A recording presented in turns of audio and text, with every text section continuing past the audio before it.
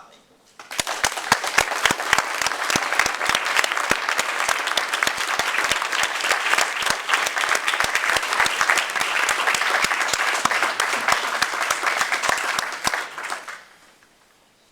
Think back to your teen years. You were young. You were strong. You were athletic. I was thin.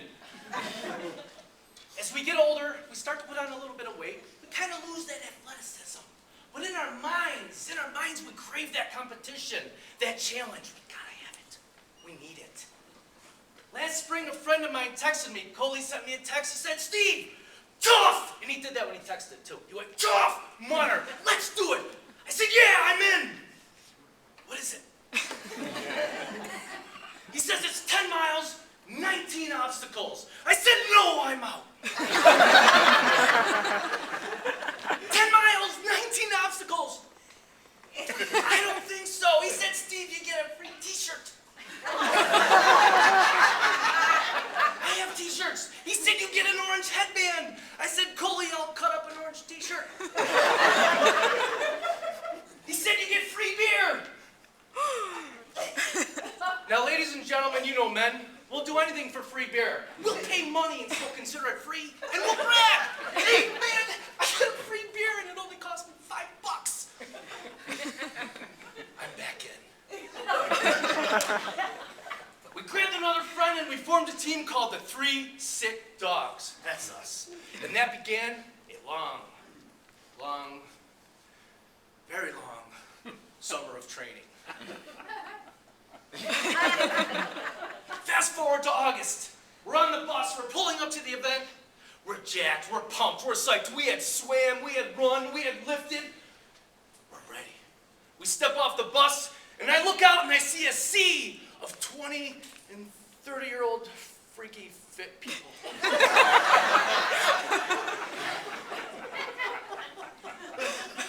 Well, that's all right, because we're still in, we're going.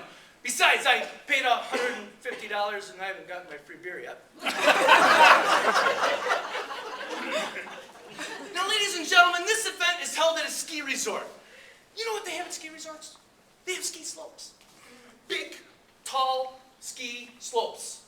Any skiers in the audience? Skiers? Double diamonds. Very difficult hills to ski down, right? Yeah, try running up 6 times. Gravity is not your friend. Now, as challenging as this sounds, it's also mentally challenging. It will push you to your limits. You have to drive yourself to keep going. Are you afraid of heights? You'll jump off a 20-foot platform into water. Are you claustrophobic? You have to crawl through tunnels and through pipes. Are you afraid of electricity? You will get zapped by 10,000 volts. 10,000 volts. I know any electricians out there are going to say it's not the amps, it's the volts that kill you. Let me tell you something. 10,000 volts will make you twitch. But what's great about this is you got people there to encourage you.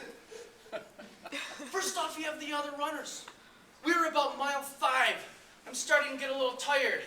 And I look behind me and I see Arnold. Arnold's this 25-year-old jack guy who's obviously a lifter, bit of an egomaniac. He's catching up to us. He had started half hour after us. He's catching up to us, and he says, "Come on, you 3 unhealthy puppies, you can do it." Stuck my foot out and down he went. He's trying to encourage me, so I encouraged him to get muddy.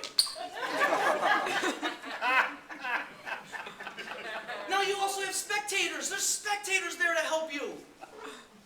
They're the smart ones because they paid to watch you suffer. We get to mile 9.8. It's an obstacle called Mount Everest. It's a quarter pipe, about 9, 10, 20 feet tall. You have to run up. And the other runners are laying across the top and they're reaching down ready to grab your hand and pull you over. I stood back. I'm ready to go. I run as hard as I could and whap! Like Wile E. Coyote. And I slide down. And I stand back again. And I take another shot and whap! And then I slide right down again. I'm getting a little winded at this point. But I was not going to let this obstacle defeat me. Well, it beat me twice more. On the 5th time, though, I was determined. I stood back, trying to catch my breath. and this 75-year-old lady came up. And she said, "Sweetie, I don't know who you are, but you're gonna do it this time." And she took her cane, whack, right in my face. And I jumped up and I ran, I grabbed my buddy's hands, and he pulled me over. And as I lay there on top of Mount Everest, in pain, I heard the crowd cheering for me. They were yelling out of sympathy. I was there. We come down off of Mount Everest, and we get to the last obstacle. Now, this is where your team is there for you. They're there to encourage you. We're standing there, and now this is the famous obstacle, shock therapy. This is where you're going to get juiced. And it's a tunnel of wires hanging from 2x4s you have to run through. And we stood back, and we looked at it, and I looked at them, and I looked forward, and I looked at them. I said, "Go ahead, man." You go right ahead. I was trying to encourage them. And they took off, and I was right behind them. I'm running, and I'm twitching and turning and getting juiced. And I see the end, and I dive for the end and lose my shoe in the mud. And I'm laying in the mud at the exit, and my teammates, they pick me up literally out of the mud, trying to continue to encourage me. They said, "Steve, that's it, man. You did it. Now, go get your shoe." And it was at that moment that I realized the wonderful feeling of walking barefoot. And we trotted to the finish line, and we stood as victors. We did it. We made it. We conquered this course. And it jazzed us so much. It got us so ready to go and excited. We signed up to do it again next year. We're going to do it 3 times next year. Why? Why are we going to continue to do this?